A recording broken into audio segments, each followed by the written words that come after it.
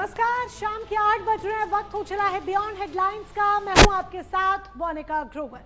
Beyond headlines में आज एक बार फिर से हम बात करने वाले हैं ऋषिकेश फाइल्स की, क्योंकि बियॉन्ड हेडलाइंस का मकसद उन खबरों को आपके समक्ष रखना है, वो पड़ताल आपके समक्ष रखना है जो कहीं ना कहीं राजनीतिक शोर में कई बार दब जाती है, क्योंकि हर खबर के पीछे छुपी होती है एक सच्चाई, और उसी सच्चाई को बियॉन्ड हेडलाइंस के माध्यम से हम आपके समक्ष रखते हैं। तो ऋषिकेश फाइल से जुड़ा कौन सा वो बड़ा खुलासा है जो आज हम करेंगे, उसके लिए करना होगा आपको थोड़ा सा इंतजार, क्योंकि पूरे आधे घंटे तक आपको हमारे साथ जुड़े रहना है। देखते रहिए बियॉन्ड हेडलाइंस।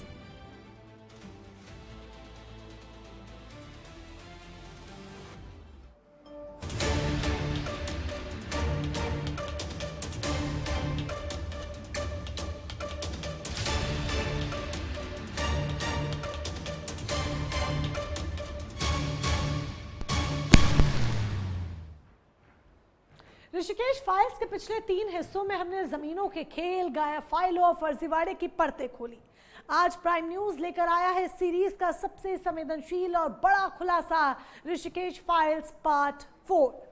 80 के दशक में अपना घर बार, अपनी पुरानी यादें, अपने पुरखों की जमीन जलमग्न कर टिहरी डैम के विस्थापित ऋषिकेश और देहरादून के पुनर्वास क्षेत्रों में बसे थे। वादा किया था कि यहां पर उनके नए सपने पनपेंगे, लेकिन आज वही विस्थापित क्षेत्र भूमाफियाओं और बिल्डर्स की अवैध बहुमंजिला इमारतों की भट्टी में जल रहा है। नियम कहते हैं कि पुनर्वास क्षेत्र में कमर्शियल गतिविधि पूरी तरह से बैन है। नैनीताल हाईकोर्ट का आदेश है कि नए निर्माण पर रोक रहेगी, फिर भी एमडीडीए की नाक के नीचे सैकड़ों अवैध अपार्टमेंट और फैक्ट्रियां खड़ी हो गई। सील हुई इमारतों का ताला तोड़कर निर्माण जारी रहा और अफसर सोते रहे। रिपोर्ट देखें। 80 का वो दशक जब टिहरी झील के पानी में सैकड़ों परिवारों का अतीत डूब रहा था, तब वादे किए थे पुनर्वास के, नए आशियाने के। ऋषिकेश के पशु लोग, खानगांव, आमबाग और निर्मल बाग में टिहरी डैम के विस्थापितों को बसाया गया। पात्र लोगों को 10 बीघा खेती और 2 बीघा आवास के लिए जमीन दी गई। शुरुआत में शर्त थी 10 साल तक जमीन बेची नहीं जा सकती, लेकिन जैसे ही ये शर्त हटी, भूमाफियाओं के गिद्धों की नजर इन हरी भरी वादियों पर पड़ गई। आज हालात ये हैं कि विस्थापितों के छोटे छोटे आशियानों के चारों तरफ से गगनचुंबी व्यवसायिक इमारतों और फ्लैट से घिर चुके हैं। जिस जमीन पर शुद्ध हवा और धूप खिलनी चाहिए थी, वहां व्यावसायिक इमारतों में लगे सैकड़ों एसी की गर्म हवा ने पूरे इलाके को भट्टी बना दिया है। विस्थापित परिवारों के घर में अब दिन के उजालों में भी रोशनी मयस्सर नहीं हो पा रही है। लोग अपने ही नए आशियाने में घुट घुट कर जीने को मजबूर हैं। अवस्थापना और पुनर्विकास विभाग की सख्त शर्तें साफ कहती हैं कि विस्थापित क्षेत्रों में व्यावसायिक यानी कि कमर्शियल गतिविधियां पूरी तरह प्रतिबंधित हैं। लेकिन प्राइम न्यूज के पास मौजूद 17 अक्टूबर 2022 का यह आधिकारिक पत्र सिस्टम के मुंह पर तमाचा है।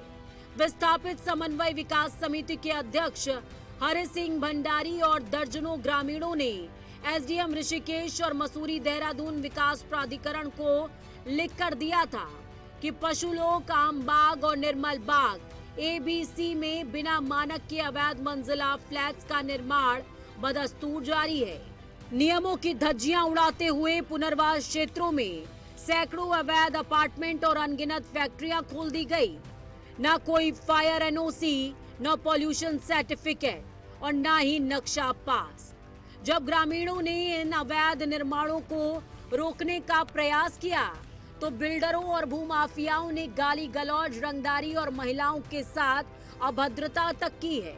अब इस खेल में सरकारी कागजों की ये सबसे ताजा और बड़ी गवाही देखिए। 15 दिसंबर 2025 को उत्तराखंड पेयजल निगम के परियोजना प्रबंधक एसके वर्मा की ओर से दिए गए आरटीआई जवाब से साफ खुलासा होता है।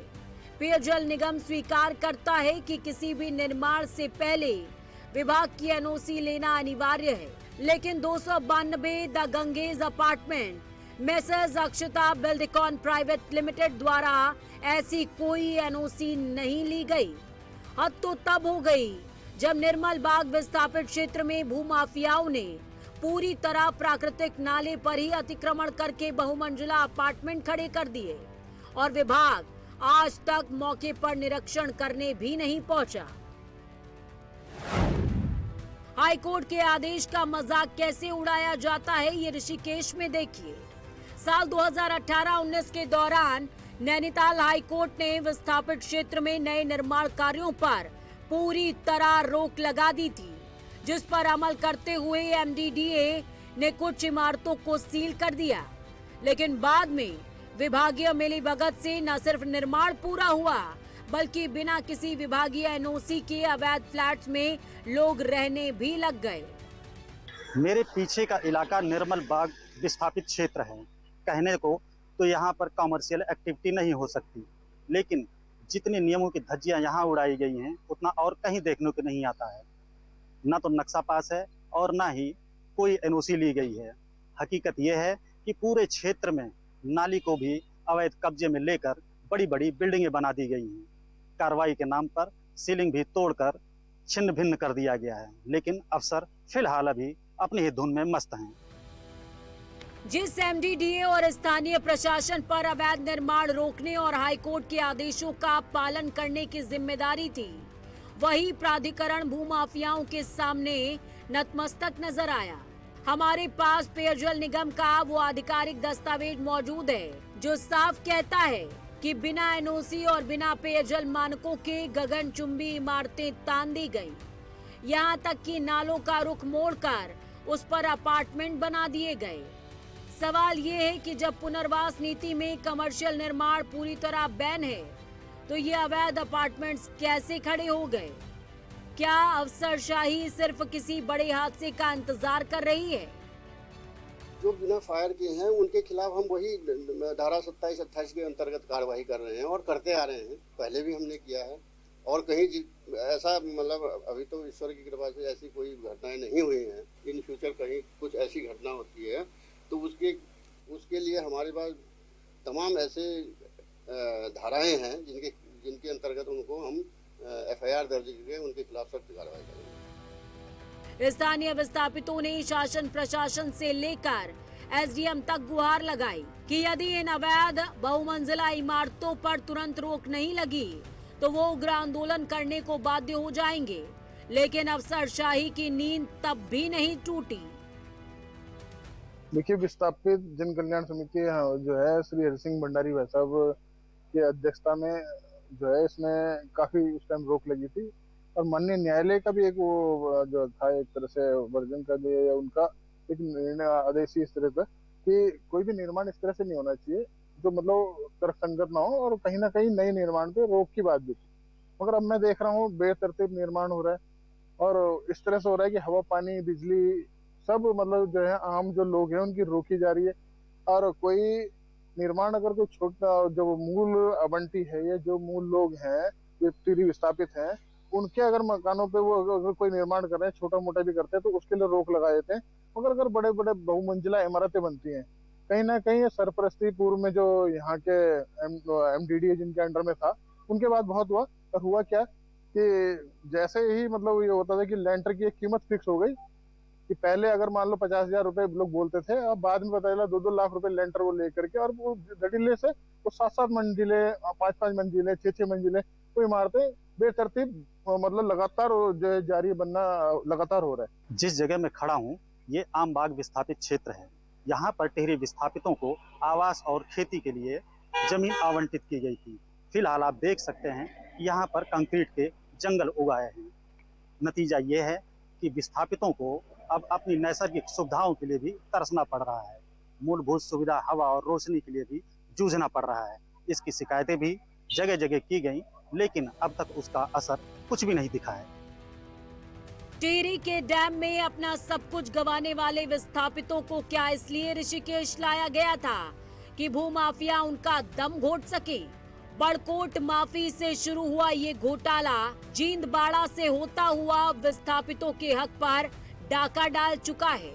अब देखना ये होगा कि कोर्ट के आदेश और विभागीय नियमों की धज्जियां उड़ाने वाले अधिकारियों और भूमाफियाओं पर शासन का चाबुक चलता है या विस्थापितों की ये चीख अफसरशाही की फाइलों में दबकर दम तोड़ देती है। अवैध निर्माण, अतिक्रमण और अराजकता एक साथ देखनी हो तो विस्थापित क्षेत्रों का रुख करना चाहिए। यहाँ पर आपको अनियमितताओं का अंबार देखने को मिल जाएगा। अब इसे संबंधित विभागों की लाचारी कहें या मूक सहमति, नतीजा ये है कि हाई कोर्ट से आदेशों के बावजूद भी अवैध निर्माणों का सिलसिला नहीं रुक पा रहा है। कैमरामैन प्रभात के साथ महेंद्र प्रताप सिंह, प्राइम न्यूज, ऋषिकेश। तो विस्थापितों का दर्द रह रह कर छलक रहा है, उनका संघर्ष लगातार जारी है। सवाल यहाँ पर यह आकर खड़ा हो जाता है कि आखिर क्यों हाईकोर्ट के आदेशों की धज्जियां यहाँ पर उड़ाई जा रही हैं। अधिक जानकारी के लिए महेंद्र हमारे सहयोगी हमारे साथ ऋषिकेश से लाइव जुड़ चुके हैं। महेंद्र से कनेक्ट करते हैं। महेंद्र, वाकई में बड़ा सवाल यहाँ पर यह है कि आखिर क्यों हाईकोर्ट के आदेशों की भी अवहेलना की जा रही है? क्यों कोई इन आदेशों का पालन नहीं कर रहा, या फिर इतने बेखौफ होकर बैठे हैं कि हाईकोर्ट की अगर कोई स्टेटमेंट है, कोई आदेश है तो वो सामने आती रहे, हम अपनी मस्ती में रहेंगे, हम आदेशों की ऐसे ही अवहेलना करते रहेंगे? देखिए मोनिका, ऐसा खुला उल्लंघन कानून का या नियमों का और पूरे प्रदेश में कहीं देखने को नहीं मिलेगा कि एमडीडीए कहता है, जिसके ऊपर सारा दारोमदार है, कि नियोजित विकास हो या भवन निर्माण हो। लेकिन अगर 2018-19 में अगर हाईकोर्ट ने कोई आदेश दिया है तो उसकी गिनती करनी चाहिए कि उसके बाद कितना निर्माण हुआ है। अपने आप पूरे सिस्टम की पोल खुल करके आ जाएगी। दूसरी चीज ये है कि जिन पीड़ितों ने शिकायत की उनको इस सिस्टम ने इतना थका दिया कि वो बेचारे दोबारा कोर्ट की अवमानना का याचिका भी दायर नहीं कर पा रहे हैं। उन पे मुकदमे दर्ज किए गए, उनको खूब थकाया गया, उनको परेशान किया गया, जैसा कि हमने बयान में दिया था। उन पीड़ितों ने बयान भी दिया है, उन्होंने अपनी पीड़ा बताई है। लेकिन सवाल ये है कि इतने खुलेआम जो सिस्टम की अवहेलना की जा रही है, इसको सह किसकी मिल रही है?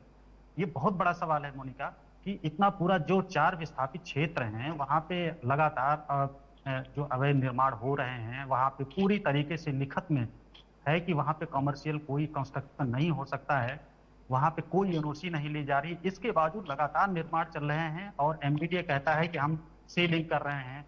हमने वो तस्वीर भी दिखाई है विजुअल्स के माध्यम से कि एक तरफ सील लगी हुई है, दूसरी तरफ निर्माण जारी है। तो इनके दावों पर अपने आप खुद में तमाचा है कि कौन से कानून का पालन आप करवा रहे हैं, कौन से नियमों का आप पालना कर रहे हो। ये अपने आप में सोचने वाली बात है मोनिका। बिल्कुल, ये सोचने वाली बात है कि आप किस तरह के नियमों का पालन करा रहे हैं। लेकिन आखिर क्यों किसी के भी बड़े उच्च स्तर के अधिकारी के कानों पर जू नहीं रेंग रही है कि यहाँ पर विस्थापित लगातार संघर्ष कर रहे हैं, लेकिन उनका संघर्ष है कि खत्म होने का नाम नहीं ले रहा है? बिल्कुल, सच्चाई यह है कि बीच बीच में दरअसल कुछ लोगों ने इनको, जो विस्थापित थे, उनको बिल्डरों ने अपना लोक लुभावन वादे करके उनको जो भी लालच हो वो दिया। पहले तो जमीन उनके अधिग्रहित की, उनके कब्जे में लिया।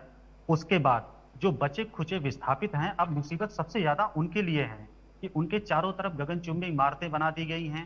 कहने के लिए वहां पे 2 मंजिला इमारत बननी थी, घर के नाम पे बताया गया कि हम आपको आवासीय भवन बना करके देंगे, वो भी कुछ नहीं मिला। पैसे में उनको भी तोल दिया गया। अब जो बचे खुचे विस्थापित हैं उनके लिए बहुत मुसीबत है कि ना तो रोशनी मिल पा रही, ना हवा मिल पा रही है, और चारों तरफ से वो समझ लीजिए एक भट्टी में जी रहे हैं। अब वो जाएं भी तो कहां जाएं? महेंद्र, बिल्कुल जिस तरीके से आप कह रहे हैं वो भटके हुए जीव हैं चारों तरफ से, ऐसा लग रहा है, क्योंकि कागजों में कुछ और है लेकिन जमीनी हकीकत कुछ और है। जब जमीनी हकीकत कागजों से बिल्कुल उलट, कागजों से बिल्कुल परे है, तो क्या निरीक्षण भी नहीं किया जा रहा? क्या अधिकारी जमीन पर जाकर निरीक्षण भी नहीं कर रहे, मुआयना भी नहीं कर रहे कि किसी भी चीज को क्रॉस चेक किया जाए कि दरअसल जो कागजों में दर्ज है वो धरातल पर भी है भी या नहीं? ये मोनिका, दरअसल कोरम पूरा किया जाता है। ये अवैध निर्माण के नाम पे जाते हैं, 1-2 बिल्डिंगों को सील करते हैं। दरअसल जो विस्थापित क्षेत्र है वहां पे कोई कमर्शियल कंस्ट्रक्शन हो ही नहीं सकता है। तो फिर ये बारी बारी से एक एक व्यक्ति को आप सील करिए या नोटिस दीजिए, उसका कोरम पूरा करने की कोई जरूरत नहीं है। ये सारी बिल्डिंगें ध्वस्त होनी चाहिए। असली चीज ये है कि उसके बाद जब जाते हैं वहां पे तो एक बार निरीक्षण का कोरम पूरा करते हैं, फिर इनके नाक के नीचे फिर निर्माण होता रहता है। फिलहाल आज की डेट में कम से कम सैकड़ों निर्माण वहां पे हो रहे हैं, और यहाँ पे इनकी शाखा है एमडीडीए की भी, वो भी लगातार निगरानी बनाए रखते हैं। तो ये लाचारी भी है और इनकी मौन सहमति भी है। ये मौन सहमति दे करके सारा कुछ अराजकता फैला रहे हैं, इससे बड़ी और चीज कुछ नहीं हो सकती है कि सारा सिस्टम इनके सामने फेल है। बिल्कुल, इससे बड़ी चीज और कुछ नहीं हो सकती, लेकिन उम्मीद है कि ये सिस्टम जागेगा और प्राइम न्यूज अपनी आवाज बुलंद करता रहेगा जब तक ये सिस्टम जाग नहीं जाएगा और लोगों को न्याय नहीं मिल जाएगा। फिलहाल महेंद्र, जुड़ने के लिए और तमाम जानकारी के लिए शुक्रिया आपका।